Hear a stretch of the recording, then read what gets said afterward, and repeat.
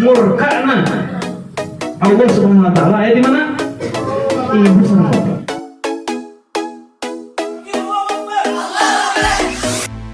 Sahabat sinyal positif yang disayang Allah Ta'ala, qala Rasulullah sallallahu alaihi wasallam, Rasulullah sallallahu alaihi wasallam bersabda, sesungguhnya kejujuran itu akan mengantarkan kepada jalan kebaikan.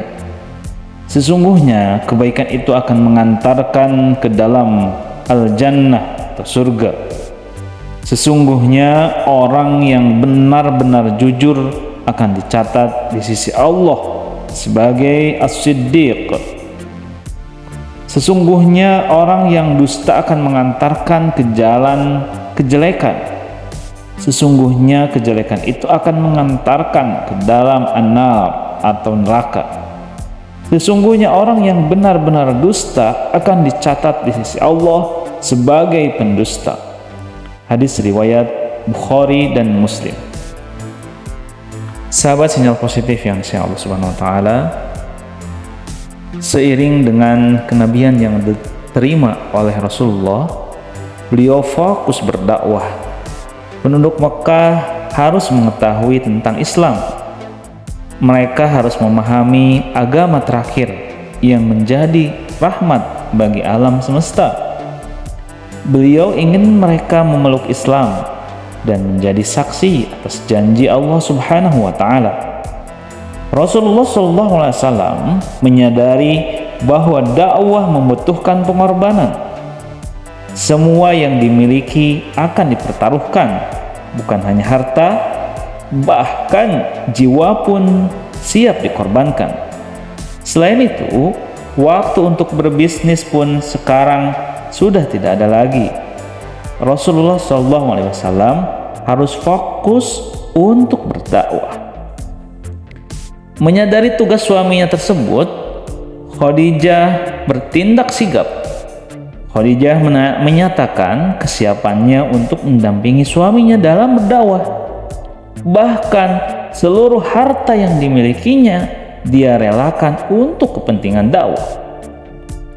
Ya Rasulullah, pergunakanlah harta kita untuk keperluan dakwah. Aku telah merelakannya, ujar Khadijah dengan sungguh-sungguh. Rasulullah SAW sangat bersyukur karena mendapat kelebihan sebagai pengusaha kaya. Seluruh harta yang diperolehnya ketika berdagang digunakannya untuk bersedekah dan berdakwah. Kini beliau tidak lagi memikirkan usahanya. Semua waktu dan tenaga beliau dicurahkan untuk berdakwah. Sahabat yang disayang Allah SWT, bagaimana Rasulullah SAW memenuhi keperluan hidupnya? Bukankah semua hartanya sudah direlakan untuk keperluan dakwah? Menurut Ali Syuaibi, semasa kenabian, harta Rasulullah SAW berasal dari 3 sumber. Pertama, harta yang diserahkan kepada Rasulullah dan kaum muslim tanpa melalui pertempuran. Kedua, harta yang dipilih Rasulullah dari ghanimah sebelum dibagikan. Ketiga, beberapa bagian di luar 1/5 yang merupakan hak Rasulullah SAW. Pernah Rasulullah SAW membagikan 1.500 ekor unta kepada beberapa orang Quraisy. Hal ini dilakukan setelah perang Hunain. Menurut catatan Syuaibi, Rasulullah SAW juga pernah menerima hadiah seekor keledai dan kuda.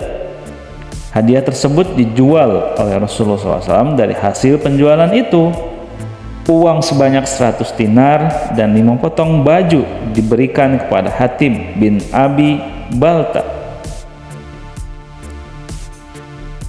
Dikabarkan pula bahwa Rasulullah SAW pernah menerima 90.000 dirham dan dibagikan kepada orang banyak sampai habis. Hal ini kemudian diikuti oleh para sahabat. Mereka berlomba-lomba menyedekahkan harta saat perang Tabuk. Sahabat sinyal positif yang disayang Allah Ta'ala, Sebelum Islam datang di Jazirah Arab, wilayah ini telah memiliki beberapa pasar. Salah satu pasar yang terbesar adalah Pasar Ukaz. Pasar ini dibuka setiap tanggal 1 sampai dengan 20 Zulqaidah. Para pedagang berduyun-duyun membawa barang dagangan ke pasar ini. Mereka menggunakan unta atau keledai untuk menuju Pasar Ukaz. Beragam barang diperdagangkan, diantaranya permadani, tenda, bulu domba, minyak wangi, perhiasan, dan rempah-rempah. Begitu pula yang terjadi di pasar Zulmajaz, Majinah, dan Mina. Di salah satu pasar itulah Rasulullah SAW pernah berbaur dengan keriuhan jual beli. Beliau memang telah menjadi pebisnis saat usianya masih belia.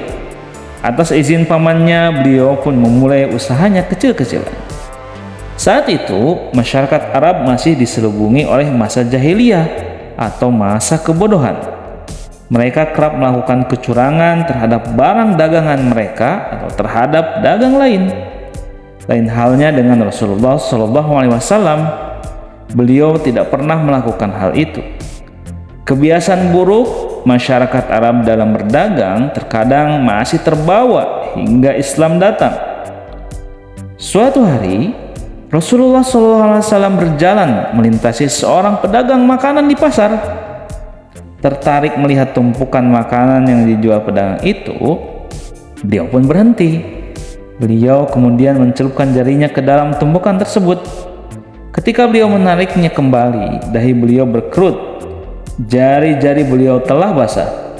Beliau bertanya, "Apa ini wahai penjual makanan?" Si penjual itu tampak terkejut. Dia menjawab, "Makanan ini terkena hujan ya Rasulullah." "Mengapa tidak engkau letakkan di bagian atas makanan agar orang-orang dapat melihatnya?" "Siapa yang menipu? Dia bukan termasuk golonganku." Hadis riwayat Muslim. Dengan wajah malu dan kepala tertunduk, pedagang tersebut memenuhi saran Rasulullah SAW. Dalam kisah ini terlihat sekali bahwa Rasulullah sangat memperhatikan umatnya. Beliau tidak ingin salah satu pihak merasa tertipu atau rugi dalam suatu transaksi dagang.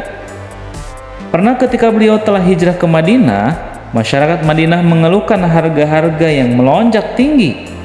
Makin hari, rasanya harga-harga tersebut semakin mencekik. Mereka takut tidak sanggup untuk memenuhi kebutuhan hidup. Mereka lalu menghadap Rasulullah dan berkata, "Wahai Rasulullah, harga barang-barang sedang melonjak tinggi. Tentukanlah harga bagi kami." Kemudian Rasulullah SAW berkata, "Sesungguhnya Allah menentu harga. Dialah yang menahan, melepas, dan memberi rezeki. Aku berharap dapat menemui Allah dan berharap tidak ada seorang pun yang menuntutku karena kasus penganiayaan terhadap darah ataupun harta benda." Hadis riwayat Bukhari dan Muslim. Mereka pun pulang ke rumah masing-masing. Mereka percaya kepada perkataan Rasulullah Shallallahu Alaihi Wasallam. Sahabat Sinyal Positif, setelah menyaksikan video ini, jangan lupa berselawat kepada baginda Nabi Muhammad. Salawat Nabi Muhammad.